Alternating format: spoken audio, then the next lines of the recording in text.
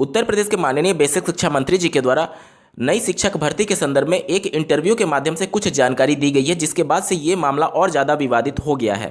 साथ ही 69,000 में आरक्षण घोटाले को लेकर के भी उनके द्वारा चर्चा किया गया है। इस पर विस्तार पूर्वक बात करेंगे। साथ ही जूनियर एडेड शिक्षक भर्ती को लेकर के माननीय बेसिक शिक्षा मंत्री जी के द्वारा कुछ घोषणा की गई है। यूपी टेट परीक्षा पर फिर से एक बार संकट के बादल मंडराने लगे हैं। साथ ही बात करेंगे डीएलएड 2019 बैच सेकंड सेमेस्टर पास अभ्यर्थियों के प्रमोट मुद्दे पर क्या कुछ हो रहा है।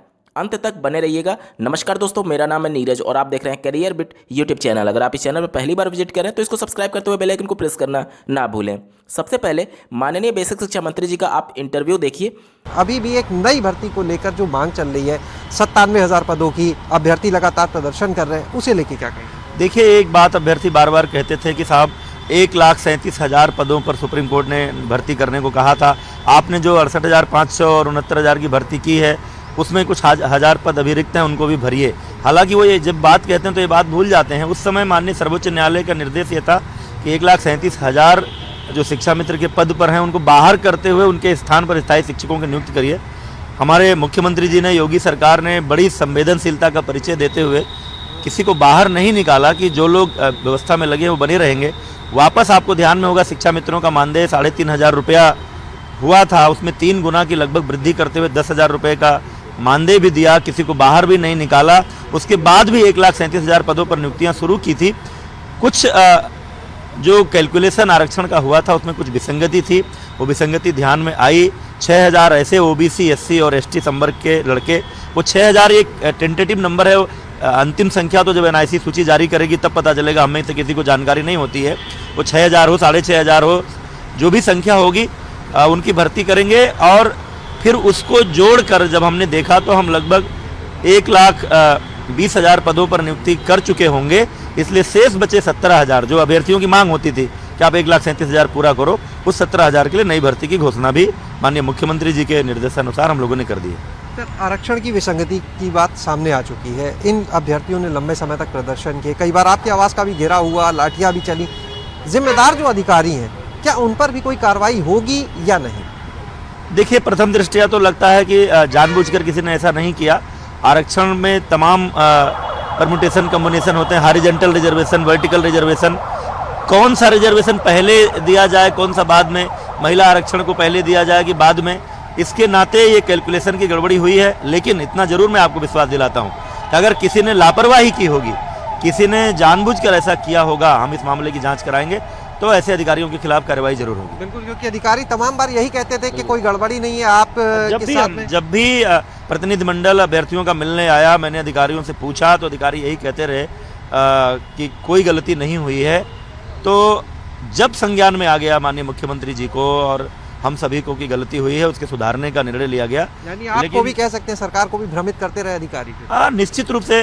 अभी आप सुन रहे थे माननीय बेसिक शिक्षा मंत्री जी को, जो कि नए शिक्षक भर्ती और 69,000 शिक्षक भर्ती के मामले में बोल रहे थे। उनके द्वारा एक विवादित बयान दे दिया गया है। उन्होंने कहा कि जो नई शिक्षक भर्ती की मांग कर रहे हैं वो ये भूल जाते हैं कि 1,37,000 शिक्षा मित्रों को बाहर करके 1,37,000 पदों पर माननीय सुप्रीम कोर्ट ने शिक्षक भर्ती करने का आदेश दिया था। उनके द्वारा ये बयान दिया गया है, बहुत ही विवादित है, क्योंकि माननीय सुप्रीम कोर्ट ने जो 2017 में जुलाई 2017 में जो शिक्षा मित्रों का समायोजन रद्द किया था, उस आदेश में कहीं भी नहीं लिखा गया है कि इन शिक्षा मित्रों को बाहर किया जाए। माननीय बेसिक शिक्षा मंत्री जी ने मीडिया में एक गलत बयान दिया है कि सुप्रीम कोर्ट ने कहा था कि उनको बाहर करके तब शिक्षक भर्ती कराई जाए। ये बहुत गलत बयान है, क्योंकि ऐसा माननीय सुप्रीम कोर्ट ने कहीं भी अपने फैसले में नहीं लिखा था। वरना ये सरकार शिक्षा मित्रों को बाहर कर देती माननीय सुप्रीम कोर्ट के उस फैसले को आधार बना करके। तो ये गलत जानकारी दी जा रही है उनके द्वारा। दूसरी बात, इनके द्वारा ये कहा गया कि 1,37,000 शिक्षा मित्रों को नहीं हटाया गया और उसके बाद 1,37,000 पदों पर शिक्षक भर्ती की गई। इस वजह से हमारे पास पद रिक्त नहीं है। जब आपके पास पद रिक्त नहीं है तो फिर माननीय सुप्रीम कोर्ट में 69,000 सहायक अध्यापकों की भर्ती में 51,000 पद रिक्त होने का जो हलफनामा लगाया था, या तो वो आप उस समय माननीय सुप्रीम कोर्ट में झूठ बोल रहे थे या तो आज झूठ बोल रहे हैं कि 1,37,000 शिक्षा मित्रों को ना हटा करके उतने पदों पर शिक्षक भर्ती करने के बाद से अब पद रिक्त नहीं है।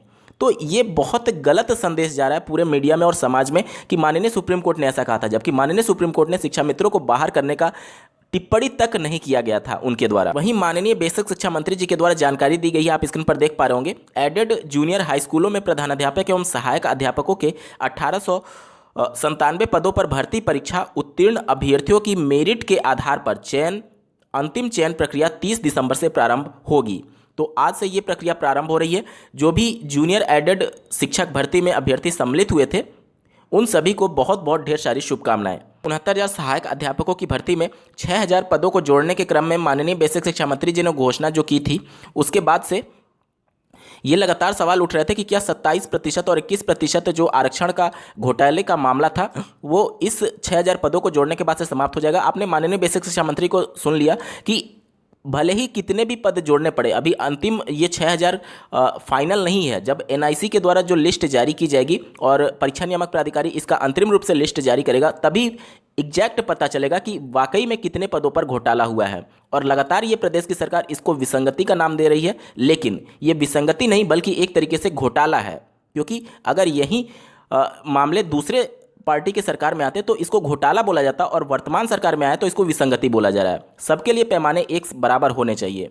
वहीं माननीय कोर्ट के द्वारा 69,000 सहायक अध्यापकों की भर्ती में 1 अंक दिए जाने के बाद से अभी तक अंतरिम रूप से सूची आयोग के द्वारा जारी नहीं की गई है। लगातार पीएनपी कार्यालय पर अभ्यर्थी धरना प्रदर्शन कर रहे हैं। इसके अलावा एससीईआरटी पर भी धरना प्रदर्शन कर रहे हैं और महानिदेशक स्कूल शिक्षा को इसके संबंध में ज्ञापन सौंपे हैं। उनके द्वारा ये बताया गया कि डबल बेंच के द्वारा 1 अंक देने का निर्णय दिया गया था, जिसे शासन लागू नहीं कर रहा है। काफ़ी लंबे वक्त से अभ्यर्थी संघर्ष कर रहे हैं।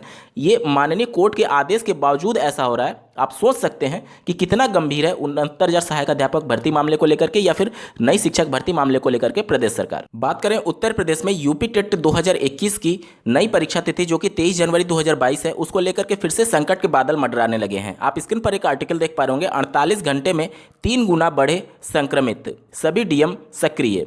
जैसा कि आपको ज्ञात होगा, उत्तर प्रदेश में नाइट कर्फ्यू लगा दी गई है और जिस प्रकार से मामले बढ़ रहे हैं, अब प्रदेश सरकार विचार कर रही है कि और भी बड़े स्तर पर कुछ बंदिशें लगाई जाएं। आप लोगों ने देखा कि दिल्ली सरकार के द्वारा जो भी स्कूल थे, चाहे प्राइवेट या फिर सरकारी, सभी स्कूलों को बंद करने के आदेश दे दिए गए। मुंबई में भी ये मामले तेजी से बढ़ रहे हैं और उत्तर प्रदेश में भी पिछले 48 घंटे में मामले 3 गुने ज़्यादा बढ़ चुके हैं। इसी के संबंध में आप दूसरी आर्टिकल देख पा रहे होंगे। दिल्ली मुंबई में कोरोना विस्फोट, दोनों जगह महज एक दिन में करीब 2 गुने हो गए मामले।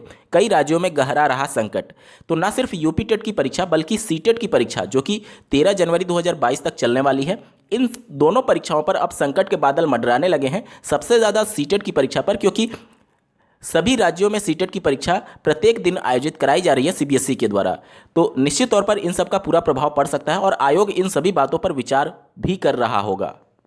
बात करें डीएलएड 2019 बैच के सेकंड सेमेस्टर में पास अभ्यर्थियों के तृतीय सेमेस्टर प्रमोट मुद्दे को लेकर के, जैसा कि आपको ज्ञात होगा, दिनांक 29 दिसंबर 2021 को एससीईआरटी कार्यालय पर अभ्यर्थी फिर से उपस्थित थे, जहां से उनकी मुलाकात महानिदेशक स्कूल शिक्षा से हुई है और उनके द्वारा ये अवगत कराया गया कि आज दिनांक 30 दिसंबर 2021 को एक महत्वपूर्ण बैठक होने वाली है आप सभी मुद्दे को लेकर के, जिसमें डीएलएड के 2 रिप्रेजेंटेटिव रहेंगे और साथ ही परीक्षा नियामक प्राधिकारी के जो परीक्षा नियंत्रक हैं उनको भी कॉल किया गया है इस मीटिंग के लिए। आज की मीटिंग में जो अभ्यर्थियों ने साक्ष्य प्रस्तुत किए थे कि जो सेकेंड सेमेस्टर में पास अभ्यर्थी हैं उन सबका 4th सेमेस्टर का इंटर्नशिप भी कंप्लीट हो चुका है। तो इन्हीं सभी मुद्दों पर चर्चा विमर्श होगा और बहुत ज़्यादा उम्मीदें हैं कि जो भी सेकेंड सेमेस्टर में पास हो चुके हैं अभ्यर्थी 19 बैच के, उन सबको तृतीय सेमेस्टर प्रमोट का लाभ दिया जा सकता है और आज इसके संबंध में कुछ घोषणा हो सकती है। आप सभी को बहुत बहुत शुभकामनाएं। आज के वीडियो में बस इतना ही। ऐसे ही महत्वपूर्ण अपडेट के लिए इस चैनल को सब्सक्राइब करना ना भूलें। इस वीडियो को देखने के लिए आपका बहुत बहुत धन्यवाद। भगवान करे आपका दिन शुभ हो।